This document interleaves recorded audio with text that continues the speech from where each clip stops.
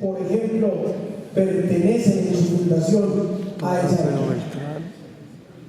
Lo que se perseguía, sin embargo, desde ese punto de vista que era democrático, fue combatido con actitudes de los súbditos y desde los sectores más reaccionarios de la sociedad con un argumento esencial.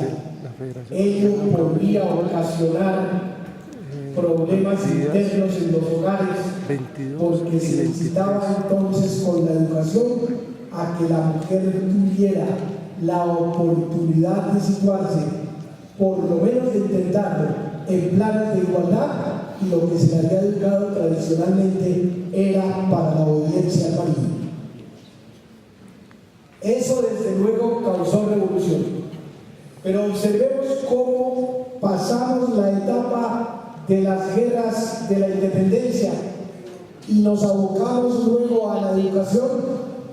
Y Bolívar en algún discurso dice que lo fundamental no son las leyes, que moral y luces son nuestras primeras necesidades, para referirse a la necesidad de extender la educación. No obstante, ahí quedan planteadas dos corrientes de tipo ideológico en cuanto al contenido de la educación. Por eso, mientras Mariano Ospina Rodríguez propugna por dejarla en manos de la Iglesia y en manos de los jesuitas, algunos líderes políticos opuestos a esa manera de pensar plantean que la educación debe ser absolutamente laica para garantizar la libertad de pensamiento y que debe extenderse a la mayor cantidad posible de colombianos, lo que implica que exista una posición de lucha de carácter ideológico sobre el contenido de la educación, que vale decir es uno de los contenidos esenciales en la democracia.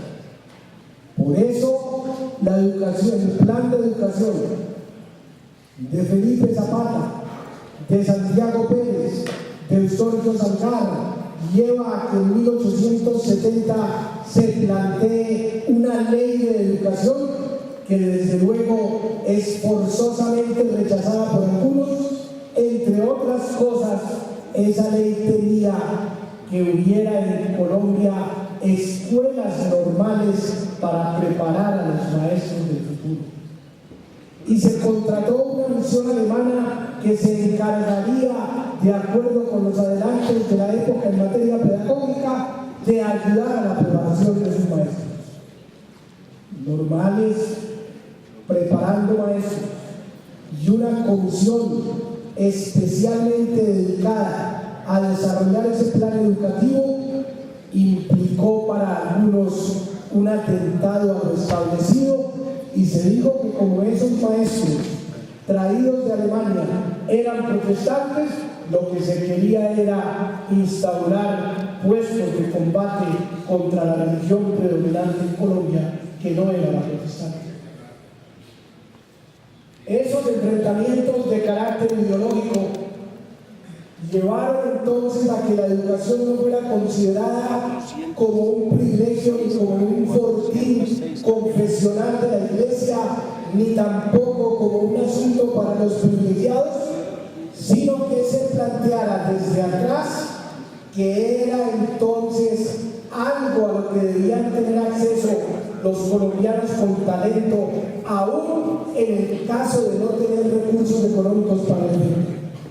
Ese es el contexto que explica que en 1867 se fundara la Universidad Nacional de Colombia.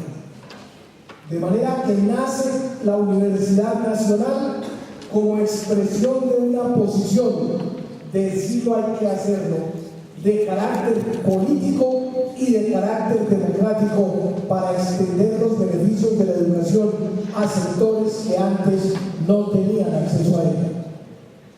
Viene la regeneración, y con la regeneración el concordato y una nueva orientación en materia constitucional que nos lleva entonces a que se diga que la educación será impartida de acuerdo con los dogmas de la religión católica y que en el concordato se anuncie, se diga como un derecho de la Iglesia el plantear el retiro del docente a nivel de su educación primaria, secundaria o universitaria cuando no impartieran en las cátedras los conocimientos de acuerdo con los dogmas de esa religión.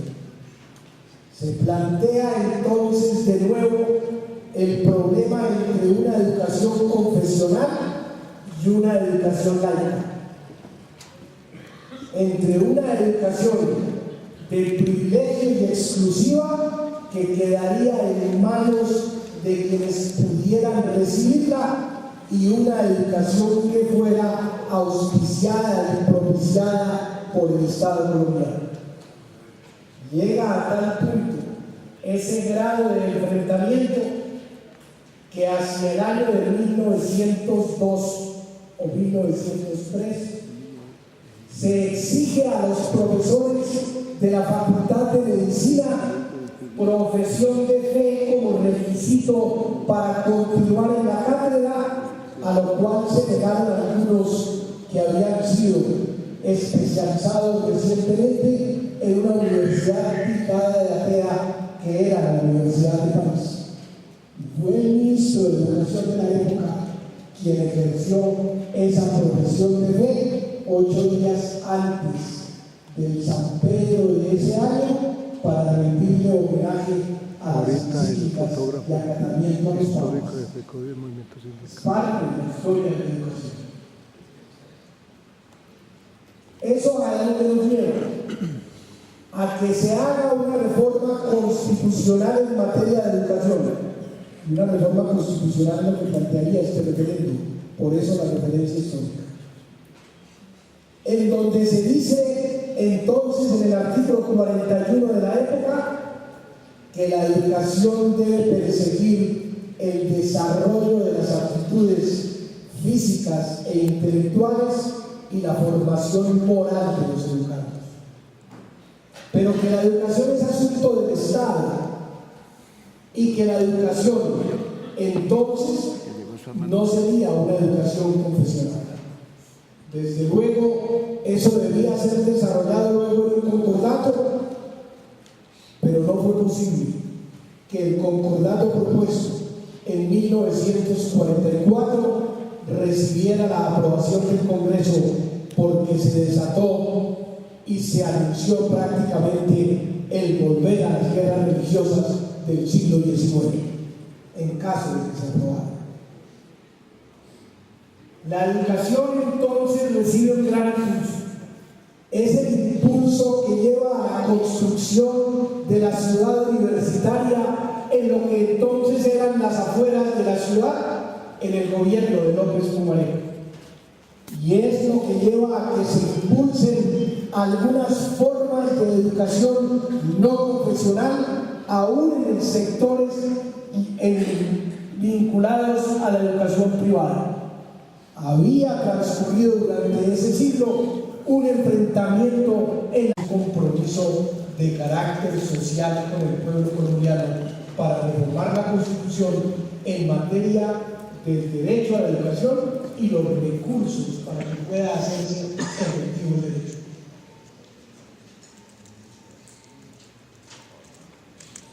Lo que ello comporta, lo voy a decir con claridad, es que si el compromiso que se asuma no tiene características de una inmensa seriedad para cumplir una a una con todas las etapas y luego buscar la votación necesaria para que esa reforma constitucional sea aprobada, más valdría ni siquiera intentarlo por el inmenso nivel de desprestigio que en torno a una cuestión medular para la democracia, para la educación y para las instituciones sindicales como FECODE promotoras de ese referendo, implica. No podría resultarse, como se diría coloquialmente, con un chorro de babas al final.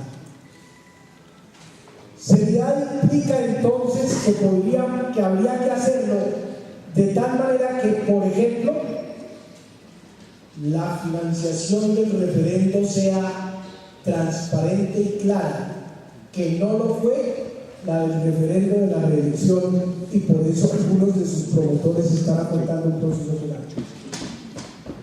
Implicaría que las firmas sean auténticas, lo que implica que por muchas ganas que tengamos no podemos alterar la firma manuscrita de quienes vayan a apoyar el referendo, porque de eso hubo en los dos referendos anteriores, ¿sí? Y por eso la registraduría invalidó algunas firmas. Implica que si en el formulario dice que hay que llenar a manuscrito el nombre del ciudadano, el número de la cédula, el lugar de residencia con su dirección y luego la firma autógrafa, eso no puede ser reemplazado por nada. Implica entonces que si hay que acompañar un texto, ese texto coincida con el que se escribió en la registraduría.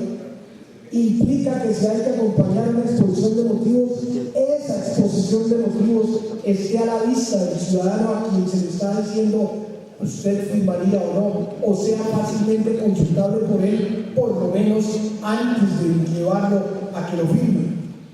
Implica que hay que hacer una gran divulgación del proyecto. Implica que hay que estar muy seriamente en contacto con los distintos sectores de la población para buscar los apoyos. Implica una gran agitación en torno a lo que es la educación como valor, como principio y como derecho. Implica entonces que se haga conciencia con respecto a él, para que luego de cumplidos todos los pasos, la votación sea en la conformación de la legislación o en la conformación misma de la Constitución, lo que sería en este caso. No puede ser un mecanismo de participación popular manejado a la ligera, con irresponsabilidad y como si se tratara de una tarea menor que se asignó y que hay que cumplir, sino que en cada municipio el magisterio, en ejercicio de un liderato social de acuerdo con la función trascendental que se cumple, tendría popular. A mayor educación habría seguramente menor posibilidad de que ciertos sectores, amparados en las bolsas grandes del dinero, habido muchas veces en forma ensangrentada, vayan a capturar luego los mecanismos de representación popular y a capturar las alcaldías y las gobernaciones. A mayor educación hay mayor posibilidad de autonomía y de independencia de los ciudadanos. Eso tiene unas consecuencias políticas que son de enorme trascendencia, y por eso la seriedad con que se asuma esta labor resulta igualmente trascendental. Lo decía en una conversación personal con el presidente de la Federación. De no ser así, entonces no valdría la pena que la Federación entrara en un despeñadero de desprestigio. Pero como nosotros sabemos que cuando el magisterio se ha comprometido con el pueblo del cual forma parte, no ha sido inferior a sus tareas, creo que si la Federación opta finalmente, y luego de las discusiones que habrán de darse en torno a eso, por plantearle al pueblo colombiano un referendo, el magisterio no será inferior a su compromiso de carácter democrático.